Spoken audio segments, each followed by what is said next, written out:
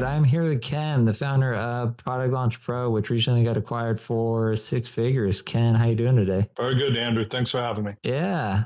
So for those that may not know, you do want to give just a brief background of yourself? Yeah, started long time ago, 80s, just hacking on computers and interested in what things are and how they work way back then. 1990 came along and the internet and all that stuff. So I basically just started building websites.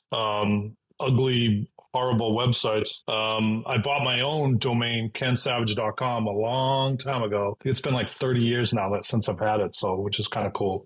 You've been in the game, so you could have got some good domains, man. You could have got like Ooh, man, I could tell you some cars.com. stories. We don't need to go into it, but did you ever use like GeoCities to build websites? About that time, GeoCities, Yahoo, Excite, Alta Vista, they all had there were search engines, but they all had these build your own site kind of things. And that's how I learned. And I bought a HTML for Dummies book and literally went page by page and just typed out all the code and learned how to code a HTML site back then. Did you Shortly use, after that, I started getting jobs. That's how I started, man, on Dreamweaver. I used to, GeoCities. I'd make websites for the bands at my high school. Did you ever use Dreamweaver? I don't know. That's like an Dreamweaver, old... yes.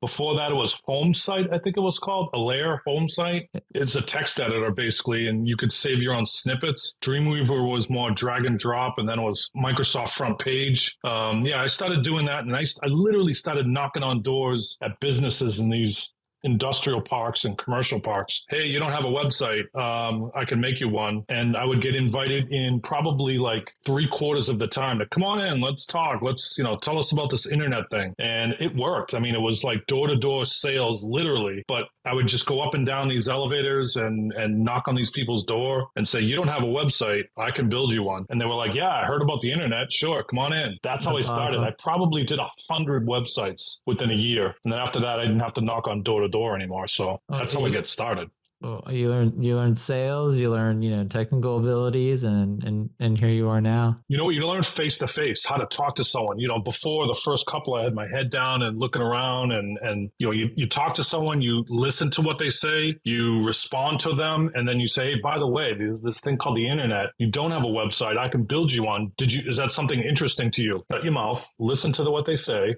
and then respond from there. So yeah, sales and just having a personality is very important. Yeah, I would go as far as saying sales is like 90% of an entrepreneur's job because you're always you're recruiting. We get that's a whole subtopic, but sounds like me and you kind of started in the same way, building websites, sales, a little bit before me, but that's awesome. But let's talk about Product Launch Pro.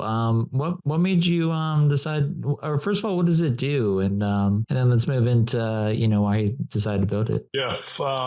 Funny story. I was working as like a marketing director, a VP of marketing for a bunch of startups in the Boston area because I had that background in building sites. And then once I got to the point where I started building my own sites, how do I get people to them? SEO and basically just stuffing keywords in the background of sites, early on. And then paid per click or paid marketing, social media, email advertising, all that kind of stuff. So I got jobs doing that. But I said, to do the paid ads and webinars and all that stuff for B2B SaaS companies that I had a job doing. There's got to be something else out there that I can, explode the needle and make a ton of sites, a ton of traffic come into the site that I'm working for. So I just went and found communities. And, in the cybersecurity industry, it's all hackers or online security people. You can put something in front of them that's interesting. At least you get them to your site, then make it cool, make it interesting. Don't have a webinar. Don't do a white paper. That stuff is just played out even way back then, never mind now. I just wanted something creative at the time. So watch a hack in progress was the kind of video stuff that I would do. And if you want, and then I cut it off after about 30 seconds. And then if you want to see the rest, give us your email address kind of thing, and we'll show you the rest of it. Salespeople would follow up with a solution. So as creative as possible. That's how I got started. About 5 years ago now, I already owned the domain Product Launch Pro, and I said, I got to do something with this. I built a basic site how I can help other companies launch their product, even if it's already out there, relaunch it kind of thing. And I started getting a lot of inquiries, friends of friends, referrals kind of thing. And it just got to the point where it was like, I got to leave my job. My job is literally holding me back from making better money or a lot easier money helping these companies. Trying to do both at the same time, but commuting on a train and taking a phone call from a customer at the same time is kind of tough. So I just took the leap about 5 years ago now and, went out on my own as an agency, and it's been great ever since. A third of the time I put into it, and maybe 3.5x the amount of money I'm making as a solopreneur. So it's worked. That's awesome, man. How'd you get your first customers? It's always hard friends. to get. The first 5, I think like the first 7 or 8 was friends. Reached out on LinkedIn and just said, "Hey, Thomas. Hey, Kyle. Hey, Dimitri. I started this thing, and remember how I'd helped our company that I was working with or for them at the time? Remember I did that thing? I'm doing that thing for other companies now." And they were like, "Oh, cool. What are your ideas? Give me a call, or let's have a conference call, or let's do a Zoom call and come up with some ideas." I did. I completely underbid way back then because I didn't know the worth of this to companies. But I said like $1,000, I'll launch your product, for the next 30 days, get you a ton of traffic. It worked, almost every time for those initial dozen or so people that I reached out to. And they said, "All right, how do we do this the next month and the month after that," kind of thing. And I said, "Well, give me, $1,500 a month and I'll do this for you consistently." We started to have those monthly or every 2-week conversations, and I would just come up with ideas, lead magnets, live video, AMAs, product hunt launches, Reddit posts, answer Quora questions, all kinds of stuff. And it worked very well for them. On top of the SEO, the pay-per-click, and everything else they're already doing, it was a growth hack essentially. So I got 12 clients total out of that about the first 6 months. And I think all but a couple of them lasted about 9 months. So worked out for me. Nice. So it sounds like basically you just built a platform that just really helps other startups just get off the ground. Is that correct? Yeah, it's the person in their basement who comes up with a piece of software or an app or something, I can help. Enterprise companies, same thing. These are growth hacks that I help them with. So I can launch them in places that they probably didn't know of or didn't think of. And the whole secret with the whole thing is I built a team of hundreds of gig economy workers that can help me promote their stuff. And that team of hundreds is now thousands. And I utilize that team, more tweets, more likes, more shares, more upvotes, that kind of thing.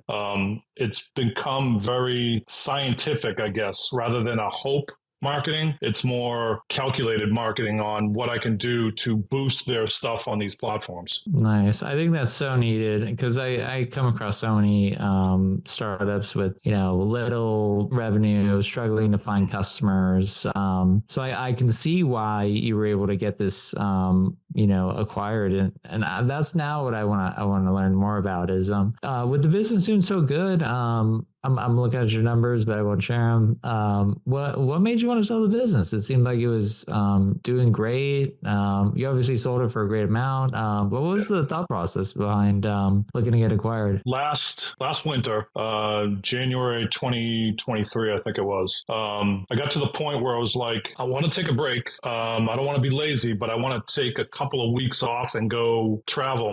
My son's 21. We want to go fishing down the Keys in Florida, and we want to see the Southwest. We want to see this Grand Canyon thing. I can't do that. I mean, I could have brought my laptop with me, but I wanted to be focused, and maybe this is one of the last father-son kind of things. And we did that, and then it ended up being like 3 weeks of just hopping around and doing things. And I said, when I got back, I started having calls again, and it was a couple hours a day, every day kind of thing. And I just said, you know what? I don't want to do client work anymore. I'd rather build a SaaS or build an app and then just do what I do best is just get traffic, lead generation, get traffic in the funnel kind of thing and start over. So I sold it in January. That's beautiful. I love how you sold the business to, get your freedom back essentially. Plus you got paid. How did it feel when the final wire hit your bank account? Yeah, it was all at once. So, you go back and forth for a couple of months, maybe 2 months total, due diligence and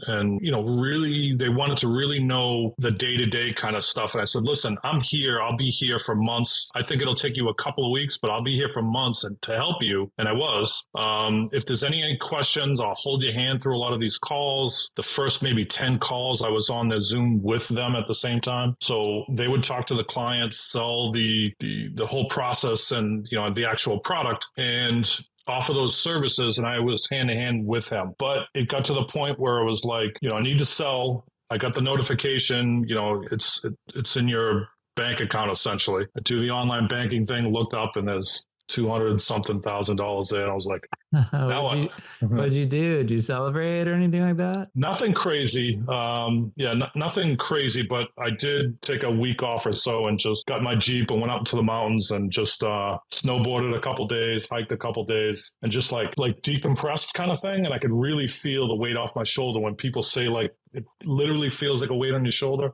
I felt that, and it was gone. And then when I came home, you know, I was just drawing on the whiteboard and what's going to be next. And I came up with a couple of ideas, this being one of them. And love it. You know, I remember that feeling too with my first business when the deal finally closed. I was kind of scared for the first day because I was like, holy shit, what happened? But then you kind of get this like, you're like, oh, this is awesome. Like it's like you finish the race in a sense, you know, you can stop running so hard. So that's awesome. Tell me about, you know, okay. So, you go live on acquire.com. What was like the first 2 weeks? Like, were you just bombarded with buyers? How did that, initial process go? Yeah. Tire kickers is what I really call them. People that want to talk and, you know, sign an NDA and talk and hear about the company, hear about how this has made you money. And then it's just, you know, getting into their head and they're thinking, how is this going to work for me? Or how am I going to do it? So a lot of tire kickers, a lot of people who just are interested, especially when it first hits. And then after a couple of weeks, they slow down the volume, but the quality of those people, the ones, the marketing agencies, the lead gen experts, they started coming out of the woodwork and having those conversations. I then realized after that first week or so, there's a lot of common questions that are coming up, frequently asked questions that are coming up. I should put that in the product description, or I should at least give them some files or something else that would answer these questions more efficiently rather than having the same conversations over and over. It was probably about 30 people that I talked to, and it narrowed down to 3 total. And of those 3, one was just like, what does it take for me to, buy this? And I said, pay the number. The number I've got on there is what I want. Everyone else wanted to, get their hand held and, stick by me for 6 months, and I'll give you 25% up front and 10% every month and product, revenue share and all kinds of stuff. I wasn't interested in that. I might as well just keep the business if I'm going to stick around for 6 or 9 more months. This guy said 50% up front and 10% every month after that. With very little work on my part. So I said, okay, let's do it. And It was done. It was closed. Probably a week and a half. I mean, number one, I love how you stuck to your guns in terms of negotiate. The person who wins a negotiation is the person who cares the least. So if you have a certain price point, hold firm on that price. And then in terms of tire kickers, given we have so many buyers on acquire.com, we have over 350,000 at this point. Some tips to weed them out is just asking them like simple questions. Just basically, what interests you about this business? Or what is your acquisition experience? And before you even give them access to your private data room, if they can't answer like 2 basic questions and you're skeptical about them, then just reject them. And then that helps you narrow in on the more serious buyers, which it sounds like you definitely did. Well, I'm glad the acquisition went well. It sounds like you just handled it like a pro. You focus on the serious buyers. You maximize acquisition by really holding firm in the negotiations. If you sell their businesses, what would be like the top 3 pieces of advice if you had any? Give as much data, even if you think it's not worth their time or yours. Give as much data into the company as possible. Would be one. Another one I absolutely will do for the next company that I sell, a day-to-day, a day in the life kind of thing. Every day when I get up, these are the things that I do every day. They need to know that. So are they buying a job or are they buying a business? That's one of the biggest things. The people that were really serious, that's what they wanted to figure out. So what's your day-to-day look like? I think those two things are the most important. And then draw a line in the sand. How much do I want to sell this for? Millions, of course, but what is it really worth? And what am I willing to, what's the minimum I'm willing to let it go? And if those people want to, toe that line or come on underneath that line, thanks, but no thanks.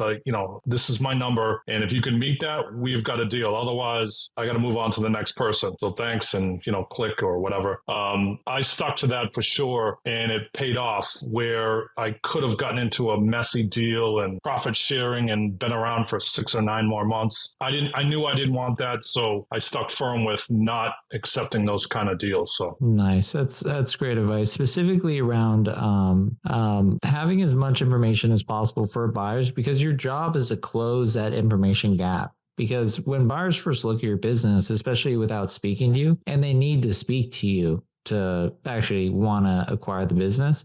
So the more information you provide up front, it just makes that initial phone call so much better. And I really liked your second piece of advice, which is the more you can remove yourself from the day-to-day operations of the business, whether that's by hiring someone for support or there's a number of things you do as a founder, but the more you can reduce your role, that really increases your valuation.